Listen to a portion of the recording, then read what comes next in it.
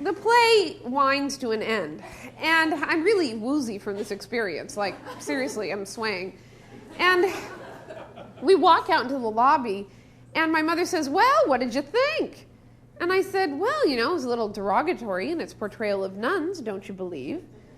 And I was thinking of all of the wonderful orders of nuns that I've known of and read about who've done such incredible work here and in Central and South America, and even the sisters who taught me in grade school and high school, and what intelligent, prideful educators, at least I found them to be, and especially Sister Antonella, my favorite teacher in high school, who taught me so much about life and literature.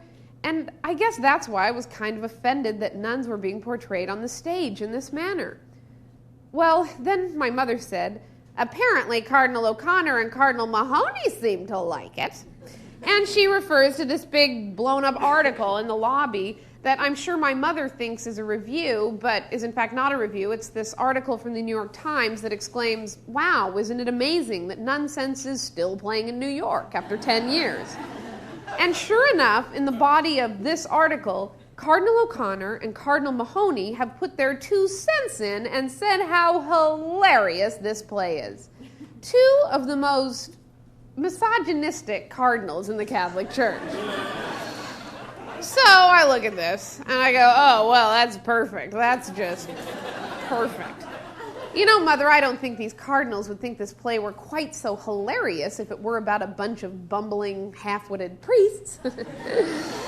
And then my father walked up and he said, "Julie, I think you're committing the sin of pride right now."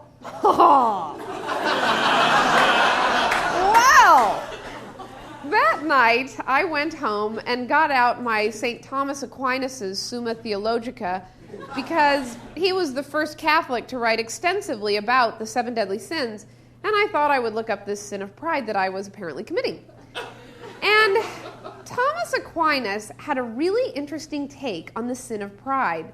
His idea was that you could commit the sin of pride by being arrogant, but you could also commit the sin of pride by not living up to your potential. The idea being that God has given you these certain gifts, and if you don't use these gifts, then you're committing the sin of pride.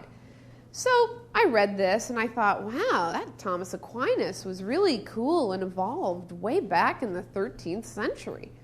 And then I turned the page, and the heading of his next chapter was, "Why are women born?"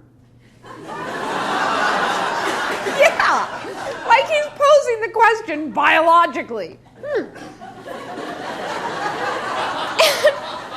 Thomas Aquinas, given the medical knowledge that he had available to him at the time, wrote, and I actually wrote it down so I can make sure that I was exactly accurate for you. "Why are women born?" by Thomas Aquinas. "Weakness of seed or unsuitable material are not the only causes for females to be conceived. There are also external circumstances, such as the direction of the wind or an idea in the mind at the time of intercourse." Religion.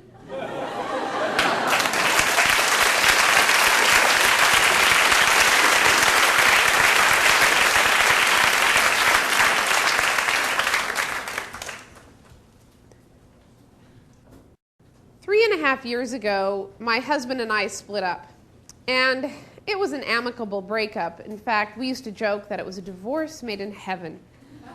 Of course, it was sad, but there was one thing I really looked forward to, and that was I got to live alone again, and I bought myself this little bungalow in Hollywood, and I made it my symbol of independence. Well, I set about decorating it, and I wanted to make sure that it was really girly and strongly feminine, and I wanted it to say to anyone who walked in, "A woman lives here, alone and happy about it." Now, for the first year that I had this house, I was still living in New York City, so I would scrimp and save and send my money back home so that I could decorate it. And it was during this year that I developed this elaborate fantasy for my Shangri-La. I believed that I'd spend a lot of time alone there and probably give a lot of little petite soirees and fabulous gourmet dinner parties.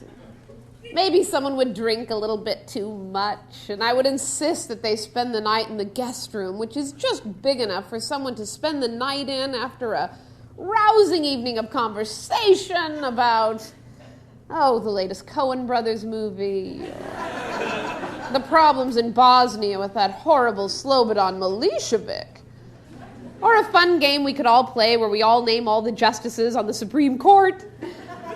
And isn't this dessert fabulous, and aren't blueberries even out of season? I figured I'd spend the long afternoons there listening to Tchaikovsky and writing all of those great screenplays that are just in my head right now. And I'd never marry again. And I would live in this house alone for the next 60 years. Well, me and my 3 cats, Gus, Rita, and Frank. And after several years, my neighbors would look down the street and they would say to their friends, "There lives Julia Sweeney. You know, she never married after a brief early liaison.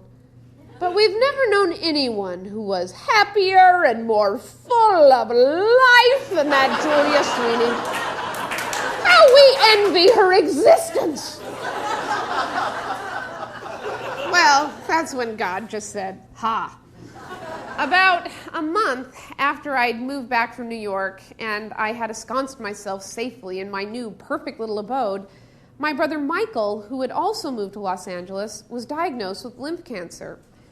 Mike hadn't been feeling well for a while, and he didn't have any insurance, so he would just go to the free clinic, and by the time he was diagnosed, he was in stage 4, and there only are 4 stages, like stage 5 is dead. So it was an incredibly serious situation, and I immediately moved him into my home and took over taking care of him.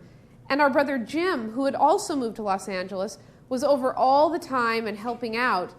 And after a few weeks, our parents, who were naturally distraught, packed up all their bags, drove down from Spokane, and moved in. And for the next 9 months, there we all were in my perfect little house made for one. Now, of course, our biggest concern was for Michael. And, of course, we all love each other very much. But